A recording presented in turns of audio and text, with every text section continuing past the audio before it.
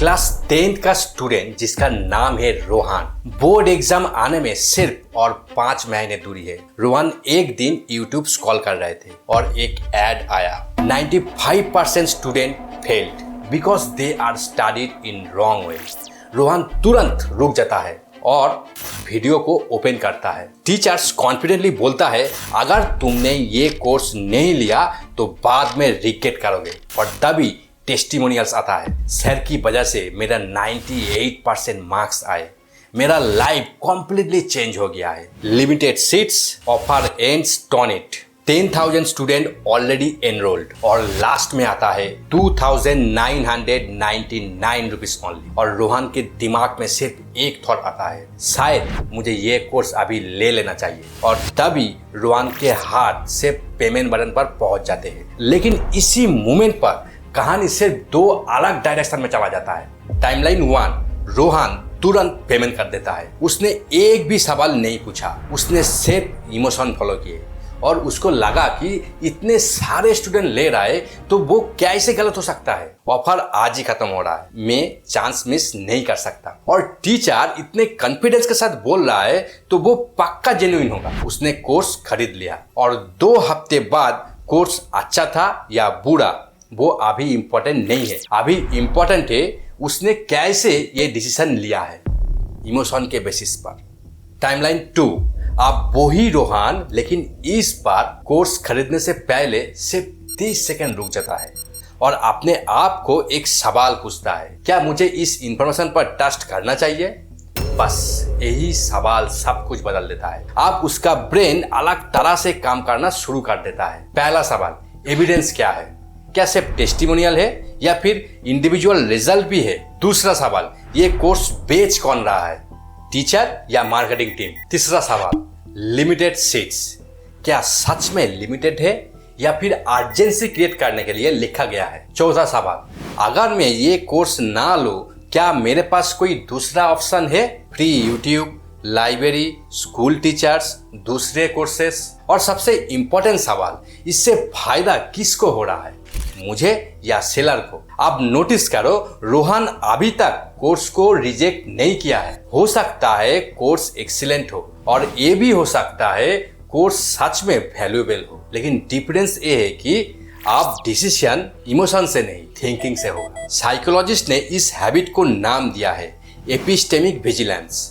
नाम थोड़ा डिफिकल्ट है लेकिन आइडिया बहुत सिंपल है। अगर कोई भी इंफॉर्मेशन को एक्सेप्ट करने से पहले आपका मेंटल सिक्योरिटी को चेक करना है। जैसे एयरपोर्ट में हर बैग चेक होता है, वैसे ही आपका मेंटल सिक्योरिटी को चेक करना है। अगर कल को कोई आके बोलेगा इस एआई टूल आप नहीं यूज किया तो आपका फ्यूचर खत्म, कोई आके बोलेगा ये शेयर खरीद लो, और कोई आके बोलेगा ये सीक्रेट स्टडी हैक सबसे बेस्ट है, लेकिन अभी भी सेम चीज यूज करना है।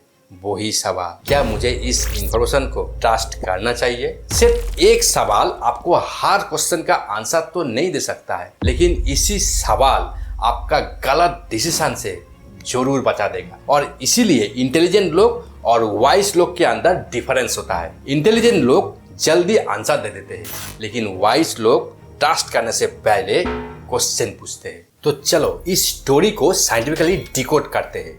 रोहन के साथ एग्जैक्टली हुआ क्या था? Number 1, epistemic vigilance. Rohan just payment करने ही वाला था, सिर्फ 30 सेकेंड रुका और क्वेश्चन पूछा, क्या मुझे इस इंफॉर्मेशन को ट्रस्ट करना चाहिए?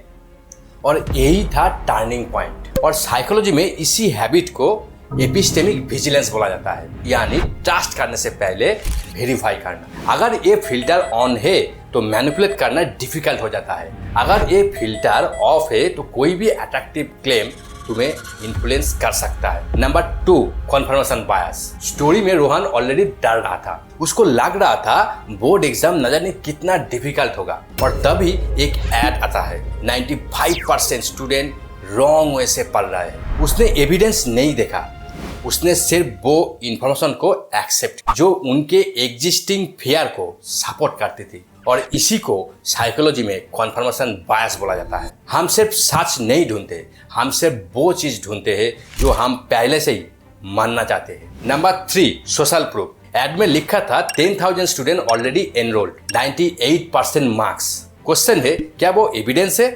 नहीं, ये एक साइकोलॉजिकल शॉर्टकट है और इसी टेंडेंसी को साइकोलॉजी में सोशल प्रूफ बोला जाता है। कभी कभी यूजफुल होता है और कभी कभी डेंजरस भी हो जाता है। Number 4, scarcity effect. अब रोहन क्वेश्चन पूछता है, ये कोर्स बेचने से किसको फायदा हो रहा है? अगर आंसर है सेलर को तो क्वेश्चन पूछना, अगर आंसर है सेलर और स्टूडेंट दोनों को तो एविडेंस चेक करना। और इसी को बोला जाता है स्कैरसिटी इफेक्ट, क्योंकि मैनिपुलेटर्स बहुत अच्छे से जानते हैं कि लोग अपॉर्चुनिटीज मिस करने से ज्यादा डरते हैं। Number 5, incentive thinking. एड ने बोला offer ends turn it, limited seats. Rohan का फोकस अब क्वालिटी से हट गया है, शिफ्ट हो गया है कहीं चांस मिस ना हो जाए, यानी फॉलो द इंसेंटिव। और इसीलिए चार्ली मुंगर बोलते हैं, show me the incentive, I will show you the outcome. Number 6, critical thinking. अब लास्ट में रोहन क्वेश्चन पूछता है, एविडेंस क्या है? क्या कोई इंडिविजुअल रिव्यू भी है? क्या ये क्लेम वेरीफाई हो सकता है? क्या कोई ऑल्टरनेटिव भी है? अब रोहन क्रिटिकल थिंकिंग यूज किया है। रोहन ओपिनियन से नहीं, एविडेंस के बेसिस पर डिसीजन लिया है। अब रियल साइंटिफिक एक्सप्लेनेशन देखो, ये सारे थिंकिंग स्किल अलग अलग नहीं है, ये एक चेन की तरह काम कर रही है। अगर ऐड आता है तो पहले एपिस्टेमिक विजिलेंस, मतलब ये इंफॉर्मेशन को ट्रस्ट किया जा सकता है। उसके बाद आता है कन्फर्मेशन बायस, क्या मैं वो चीज बिलीव कर रही हूँ जो पहले से सुनना चाहती हूँ, कन्फर्मेशन बायस। उसके बाद आता है सोशल प्रूफ को क्वेश्चन किया, अगर सिर्फ सब लोग ले रही है क्या उसके पास एविडेंस भी है? अब देखो स्कैरसिटी, क्या मेरे को जल्दी डिसीजन लेने के लिए पुश किया जा रहा है? और उसके बाद आता है इंसेंटिव थिंकिंग, इस कोर्स को बेचने से किसको ज्यादा फायदा हो रहा है? और उसके बाद आता है क्रिटिकल थिंकिंग, एविडेंस क्या बोल रहा है? और ये सारे थिंकिंग फिल्टर्स के जाने का बाद आपको फाइनली डिसीजन आ जाता है। अगर वो ओर्थ होता है तो आप उसको बाय कर सकते हो, और अगर वो आपको सिर्फ रिग्रेट होता है तो उसको अवॉइड करो, डोंट बाय। और मैनिपुलेशन सिर्फ एक ट्रिक से नहीं होती, और आप उससे बचने के भी सिर्फ एक ट्रिक काफ़ी नहीं होती। इसीलिए आपको ये सारे थिंकिंग टूल्स को बहुत अच्छे से जानना पड़ेगा। यहाँ पर अगर एपिस्टेमिक विजिलेंस एक हीरो है तो ये सारे थिंकिंग टूल्स उसका सिक्योरिटी गार्ड है। तो आज इतना ही। अगर इस वीडियो यूजफुल लगा तो आप दोस्तों के साथ जरूर शेयर करो, और मैं मिलता हूँ आपसे नेक्स्ट वीडियो के अंदर। और तब तक के लिए स्मार्ट सोचो, बेहतर सीखो, आगे बढ़ते रहो।